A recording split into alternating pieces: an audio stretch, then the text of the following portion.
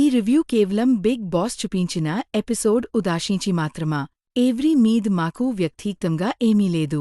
So కవున ఏవ్థూ ప్రజలకు తెలియజేలి విషయం. Hurt అవ్కండి. ఎవరిని హర్ట్ చేయకండి. మీ కన్నింగ్నెస్కి, మీ మెనిపులేషన్కి, మీ క్రూయల్టీకి టేక్ అ బా. ఓకే టేక్ నో టుక్ బా టేకెన్. మండుతున్నట్టుంది. ఒరే నీ కడుపు మన నాకు అర్థం. స్టార్ట్ చేద్దాం.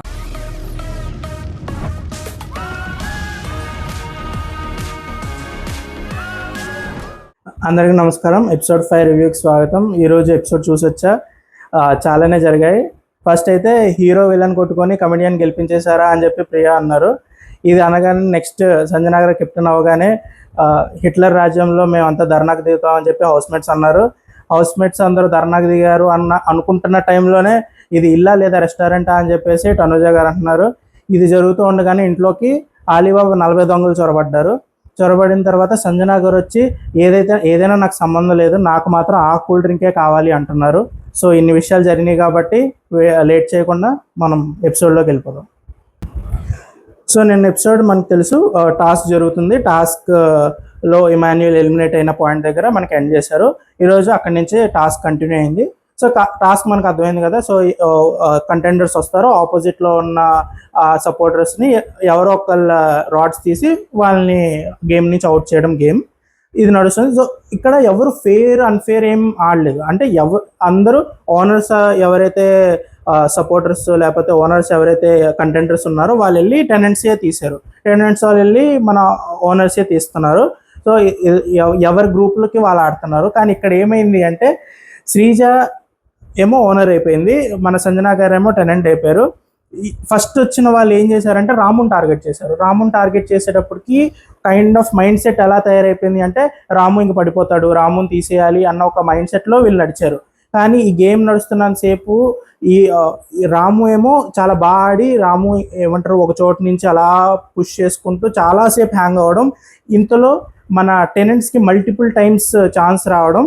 పవన్ ఎలిమినేట్ అయిపోయారు అండ్ ప్రియా ఎలిమినేట్ అయిపోయారు. కానీ పవన్ ఎలిమినేట్ అయినప్పుడు పవన్ ఒప్పేసుకోవాల్సింది అని నాకు అనిపించింది. ఎందుకంటే మనీష్ అక్కడ మొత్తం ఏమంటారు తీసిన రాడ్స్ సంజనా గారు పవన్ రాడ్స్ తీశారు. పవన్ రాడ్స్ తీసినప్పుడు మనీష్ వచ్చి ఆ రాడ్స్ సర్దుకుందాం అని చెప్పి అక్కడికి వచ్చారు. వచ్చినప్పుడు పవన్ కళ్యాణ్ ఎప్పుడైతే సర్దుకుంటున్నాడో సపోర్ట్ కోసమా లేకపోతే తెలియలేదా తన లెఫ్ట్ హ్యాండ్ అనేది బోర్డు మీద ఉంచారు. అది రూల్స్ ఆల్రెడీ మనీష్ చెప్పిన రూల్స్లో అది ఏమంటారు, అది ఎలిమినేషన్ ఏమంటారు ఒక ఫౌల్ కాబట్టి ఎలిమినేట్ చేసేయచ్చు. ఇది ఫస్ట్ బర్నీ గారు చూశారు. బర్నీ గారు చూసి ఏమన్నారంటే లేదు తను బోర్డు టచ్ చేసేసాడు అని చెప్పేసి అన్నారు.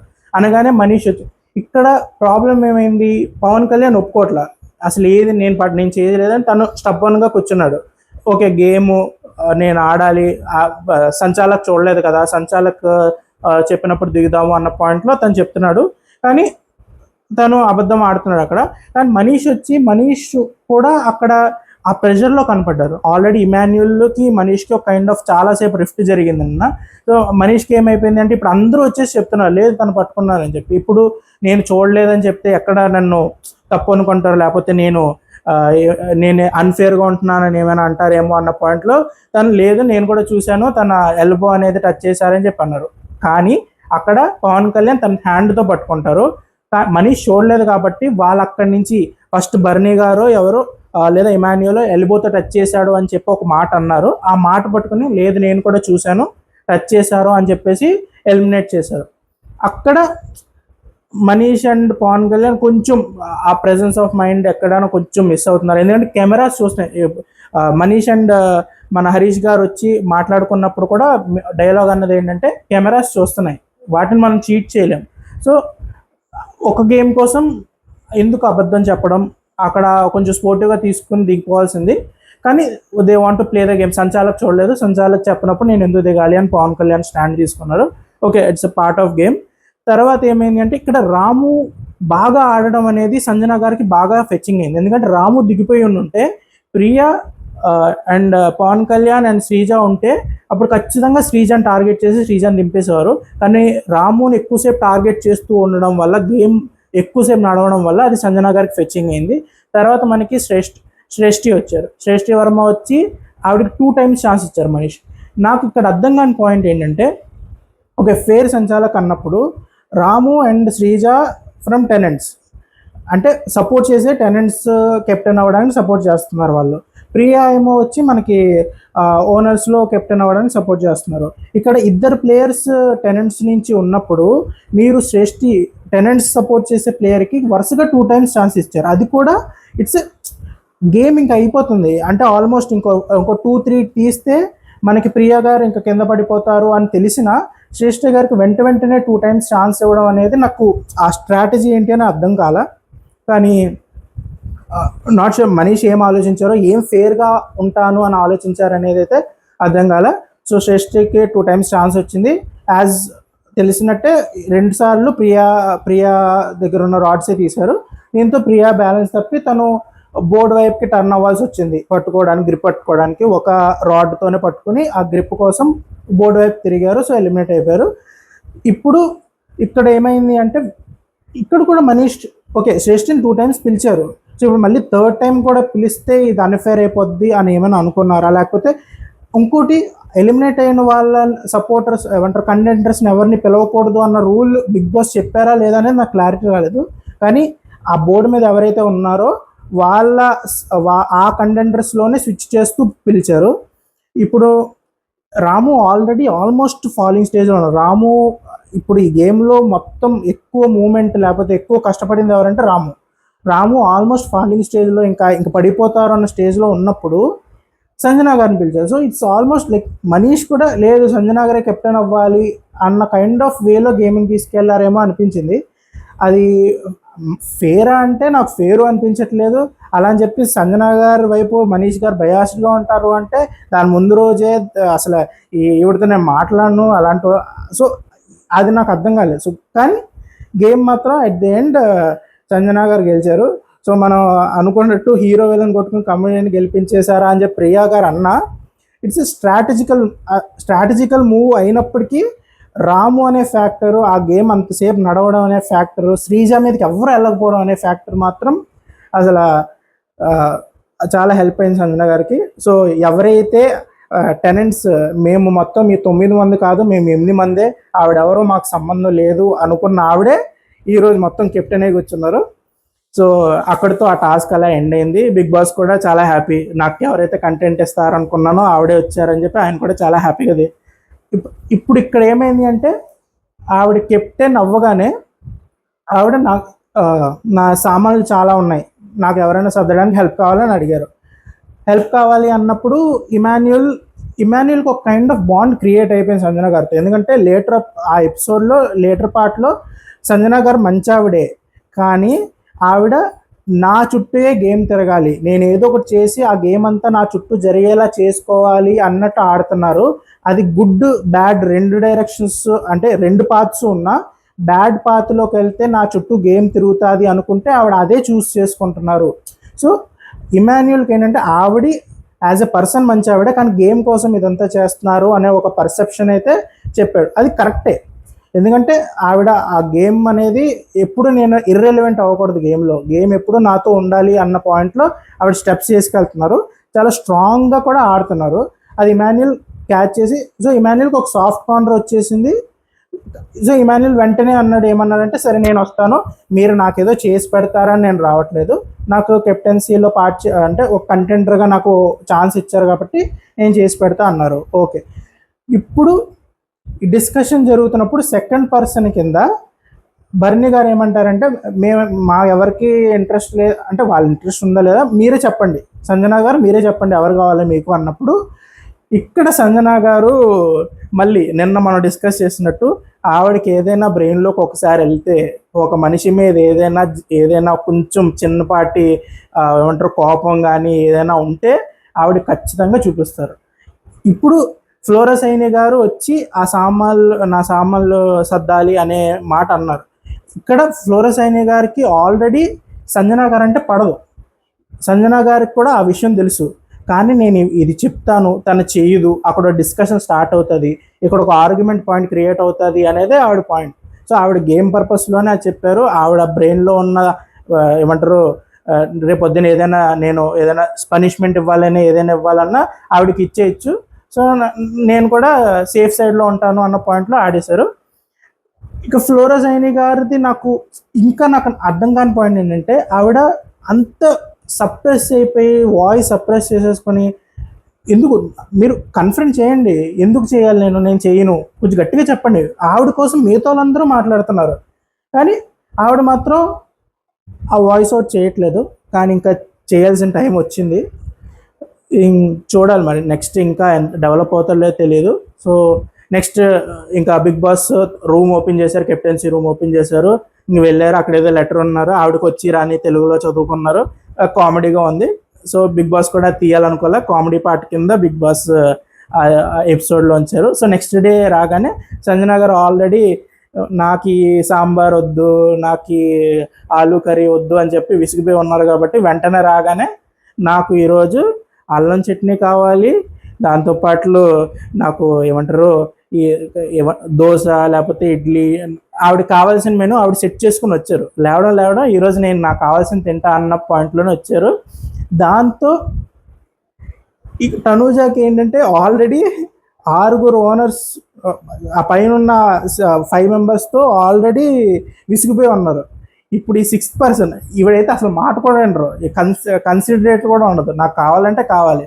సో ఇప్పుడు ఆవిడకి ఎలా అయిపోయింది అంటే, ఏదో పెనం మీద నుంచి పొయ్యిలో పడినట్టు సంజనా గారు రాగానే ఇంక ఈవిడ ఏదో సమ్ టీయో ఏదో పెట్టి తీసుకెళ్ళి మన ఇమాన్యుల్ గారికి, బర్నీ గారికి ఆవిడ కష్టాలు చెప్పుకుంటున్నారు. చూడండి ఏమనుకుంటుందండి, ఇల్లు అనుకుంటున్నారా, రెస్టారెంట్ అనుకుంటున్నారా, ఏదో పొద్దున్నే అల్లం చట్నీలు ఇవి కావాలంట అని చెప్పేసి అంటే, బర్నీ గారు మీ అమ్మాయి పొద్దున్న ఏదో నాకు దోశను అల్లం చట్నీ కావాలి అని అడుగుతున్నారు అంటే, ఇమాన్యుల్ కూడా నవ్వాడు. ఇమాన్యుల్కి తెలుసు ఆవిడ ఏదైనా ఆ లైట్లో ఉండడానికి, ప్లస్ గేమ్ తన వైపు ఉన్నప్పుడు, ఆ ఆప్షన్ తన వైపు ఉన్నప్పుడు తను వదులుకోదని ఇమాన్యుల్కి అర్థమైపోయింది. సో అక్కడ తనుజ కూడా కొంచెం, తనుజాది ఇది నడుస్తున్నప్పుడు మళ్ళీ తను వెళ్ళి సమేదో చట్నీ చేస్తుంటే మళ్ళీ పవన్ వచ్చి దీంట్లో టమాటాలు ఎక్కువ వేసావు అని చెప్పేసి అన్నారు. ఇంకా అసలు ఈరోజు తనుజ ఆల్రెడీ నాకు సంజన అనే ఒక బాంబు పడింది ఈరోజు. దాంతోపాటు ఇప్పుడు పవన్ వచ్చి ఏమంటారు ఆనియన్ చట్నీ చేయమన్నారు అనుకుంటా. ఆనియన్ చట్నీ చేయమంటే దాంట్లో నువ్వు టమాటాలు ఎందుకు వేస్తావు, మనం ఆ మేము చూసినట్టు ఏమంటారు హైదరాబాదీ బిర్యానీమే టమాటా క్యూ డాల్తే అని చెప్పేసి అన్నట్టు ఆనియన్ చట్నీలో నువ్వు టమాటాలు ఎందుకు వేస్తావు అని చెప్పేసి క్వశ్చన్ చేసాడు. ఇంకా కష్టాలు తప్పలేండి. ఇంకా ఆవిడ ఆ కిచెన్ ఏ ముహూర్తం తీసుకున్నారో కానీ తనుజ గారు, ఇంకా ఆవిడకి ఇంకా తప్పదు. ఆవిడ కూడా చాలా డిస్ఇంట్రెస్టెడ్గా చేస్తున్నారు, ప్రతిదీ ఆవిడకి ఇష్యూ లాగే కనిపిస్తుంది. ఇంకా అడ్జస్ట్మెంట్ అనే పాయింట్ పోయింది ఆవిడ. ఇంకా ఆ కిచెన్ అనేటప్పటికి ఎలా అయిపోయిందంటే ఒక బర్డెన్లో అయిపోయింది ఆవిడకి. సో ఆవిడ అలాగే బిహేవ్ చేస్తున్నారు, ఇంట్లో సిచ్యువేషన్స్ కూడా అలాగే నడుస్తున్నాయి. సో చూద్దాం ఆవిడ ఆ కిచెన్ నుంచి ఎప్పుడు బయటకు వస్తారో, ఎప్పుడు ఆ కిచెన్ గోల ఫుడ్ గోల వదులుతారో అనేది చూడాలి. ఇది నడుస్తున్నప్పుడు మనకి నెక్స్ట్ డే వచ్చి మన సంజన గారు వచ్చి మీటింగ్ పెట్టి సో మాట్లాడుతున్నారు. నాకు లెటర్లో రాశారు, నాకు వచ్చిన ఐటమ్స్ అన్నీ ఇద్దరితో షేర్ చేసుకోవచ్చు. సో నేను అది ఎవరితో, శ్రీజ నన్ను గెలిపించినందుకు శ్రీజకి, అండ్ నాకు ఇప్పుడిప్పుడే ఫ్రెండ్ అవుతున్నారు, సో బాండింగ్ పెరుగుతుంది కాబట్టి మనీష్తో షేర్ చేసుకుంటాను అని చెప్పేసి అన్నారు.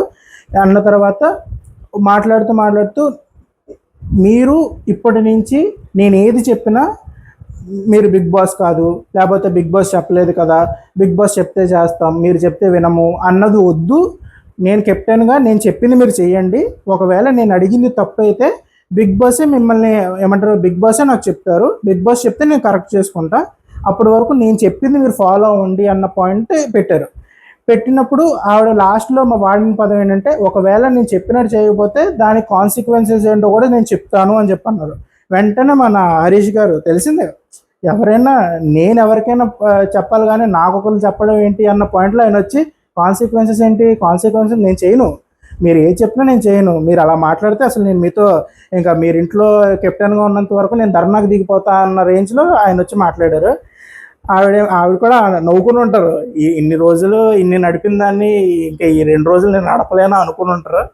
సో అక్కడ ఆ ఇష్యూ అక్కడ సెటిల్ అంటే మాట్లాడిపోయినాయి, అందరూ వెళ్ళిపోయారు, ఎవరి వర్క్లో వాళ్ళు ఉన్నారు. ఇంతలో ఆవిడ తెలిసిందిగా ఇంట్లో ఏమీ నడవకపోతే, లేకపోతే ఇంట్లో ఏదైనా సైలెంట్గా ఉంటే ఎక్కడ నాకు బ్యాడ్ నేమ్ వస్తుంది అన్న పాయింట్లో వెంటనే నన్ను ఇంప్రెస్ చేసిన వాళ్ళకి చాక్లెట్స్ ఇస్తా, బిస్కెట్స్ ఇస్తా, కూల్ డ్రింక్స్ ఇస్తా అన్నది స్టార్ట్ అయింది. స్టార్ట్ అయినప్పుడు జనాలందరూ మన రాము గారు వచ్చి అసలు మా రాజమాతకి నేను సేవలు చేసుకుంటాను, నాకు ఏదోటి ఇస్తారు ఇవిడ అని చెప్పేసి ఆ చుట్టూ తిరిగారు. చుట్టూ తిరిగి లాస్ట్లో కూల్ డ్రింక్ ఇస్తారు అనుకుంటే ఒక అట్టుబండి చేతిలో పెట్టి ఇస్తాను నేను నీకు మళ్ళీ ఇస్తాను. ఇంతలో రీతు అన్న డైలాగ్ నచ్చింది. నువ్వు ఏం చేసినా చేయకుండా ఓనర్లు అడిగితే అదే అట్టుబండి అట్టుబండి ఇస్తారా నీకు, దానికి ఎంత కష్టపడ్డావా అన్నారు. సో రాము కూడా లేదు నాకు కావాలి అంటే ఆవిడ నేను ఇస్తాను అన్నారు. అక్కడ చిన్న కామెడీగా జరిగింది. కానీ ఇక్కడ మేజర్ టర్నింగ్ పాయింట్ ఎప్పుడు వచ్చింది అంటే బిగ్ బాస్ హరిత హరీష్ గారు ఫ్రైడ్ రైస్ ఏదో చేసుకున్నారు, ఆయన కూర్చుని తింటున్నారు, పక్కనే సంజన గారు కూర్చుని ఉన్నారు. సంజన గారు కూర్చుని ఉన్నప్పుడు బిగ్ బాస్ హరిత హరీష్ గారు చేసుకొని తింటున్నారు ఫ్రైడ్ రైస్, మీకు అది ఓకేనా అని క్వశ్చన్ చేశారు.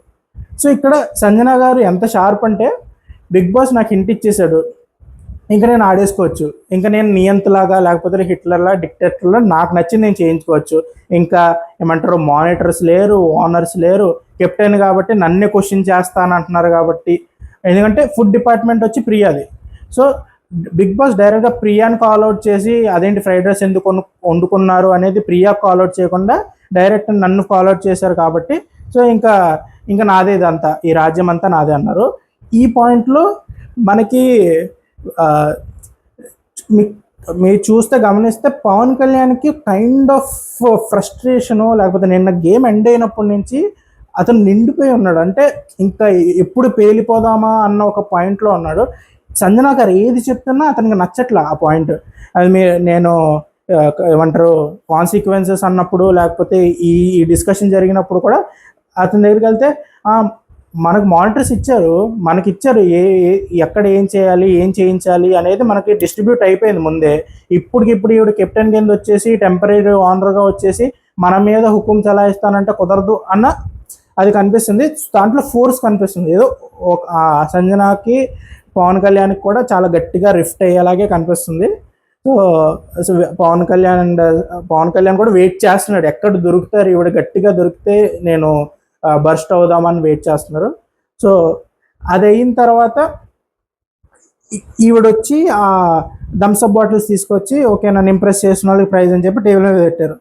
ఇంట్లో మన హరిత హరీష్ గారు వచ్చి ఒక బాటిల్ తీసుకొని వెళ్ళిపోయారు.